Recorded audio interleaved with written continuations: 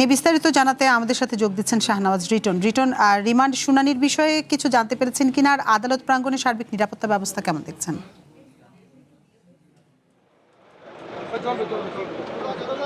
আতিফা, ঠিক এই মুহূর্তে ইমনকে আনা হয়েছে, ইমনকে বহনকারী প্রিজন ভ্যান এই মুহূর্তে আনা হয়েছে এখানে। আমরা কিছুক্ষণের মধ্যেই তাকে আদালতে তোলা হবে। আমরা দেখতে পাচ্ছি যে আদালত যে প্রিজন ভ্যানটি আছে সেটি যে মাত্র এখানে অবতরণ করলো। আজকে যে চট্টগ্রামের আলোচিত যে শীর্ষ সন্ত্রাসী ডেভিড ইমন, তাকে ডান্ডা পেরিয়ে বরিয়েই তাকে এখানে নামানো হচ্ছে, কোর্ট থেকে এখানে নামানো হচ্ছে। তার 10 দিনের রিমান্ড চেয়েছে ইতিমধ্যে পুলিশ, এবং এই রিমান্ডের রিমান্ড শুনানি অনুষ্ঠিত হবে চট্টগ্রামের 3 ম্যাজিস্ট্রেট আদালতে। সেই আদালতে কিছুক্ষণের মধ্যে শুনানি অনুষ্ঠিত হবে, এবং এখানে যে ফটিকছড়ির 2টি মামলায়, মূলত একটি হত্যা এবং একটি অস্ত্র মামলায় তাকে 10 দিনের রিমান্ডের আবেদন করেছে পুলিশ। এবং সেই রিমান্ড শুনানির জন্যই এই মুহূর্তে চট্টগ্রামের আলোচিত পুলিশ এবং মহানগর পুলিশ এবং জেলা পুলিশের আলোচিত শীর্ষ সন্ত্রাসী ইমনকে আনা হয়েছে।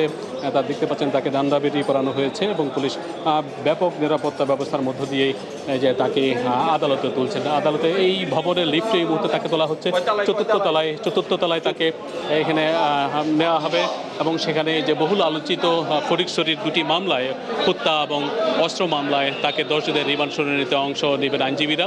ইতিমধ্যে ব্যাপক নিরাপত্তার মধ্য দিয়েই 4 জন আসামি, অর্থাৎ যশোরে পালিয়ে যাওয়ার সময় যে 4 জনকে গ্রেফতার করা হয়েছে, ইমন সহ 4 জনকে, তাদেরকেই সেই মামলায় এই মুহূর্তে আদালতে তোলার জন্য করা নিরাপত্তায় চট্টগ্রামের যে জুডিশিয়াল ম্যাজিস্ট্রেট আদালতে আনা হয়েছে। ইমন এই মুহূর্তে লিফটে অবস্থান করছে, তাকে হেলমেট এবং পুলিশের বর্ম পরিয়ে ব্যাপক নিরাপত্তার মধ্যে দিয়ে আজকে তাকে সেখানে তোলা হচ্ছে। আমি যদি একটু বলে রাখি, চট্টগ্রাম আদালত ভবনে এই মুহূর্তে ব্যাপক সংখ্যক পুলিশের উপস্থিতি বিভিন্ন জায়গায়, এবং এই উপস্থিতির মধ্য দিয়েই এখানে একটা নিরাপত্তার চাদরে ঢেকে ফেলা হয়েছে। বিশেষ করে এই মুহূর্তে আলোচিত এই যে মামলা, সেই মামলার মধ্যে আমরা জানি যে চট্টগ্রাম জেলা পুলিশ এবং মহানগর পুলিশের টপ ওয়ান্টেড একজন আসামি, এবং তার সঙ্গে 3 সহযোগী সহ এখানে আসা হয়েছিল, এবং তার বিরুদ্ধে অসংখ্য মামলা আছে, 1 ডজনের বেশি আছে, হত্যাসহ অস্ত্র মামলা আছে, এবং সেই সব মামলায় আজকে রিমান্ড হবে। কিছুক্ষণের মধ্যে নিশ্চয়ই আমরা রিমান্ড আবেদনের শুনানি কতদিন দিল সেটি নিয়ে নিশ্চয়ই দর্শকদের সামনে আবার হাজির হবো। অথবা এই মুহূর্তে ফিরে যাচ্ছে স্টুডিওতে আপনার কাছে।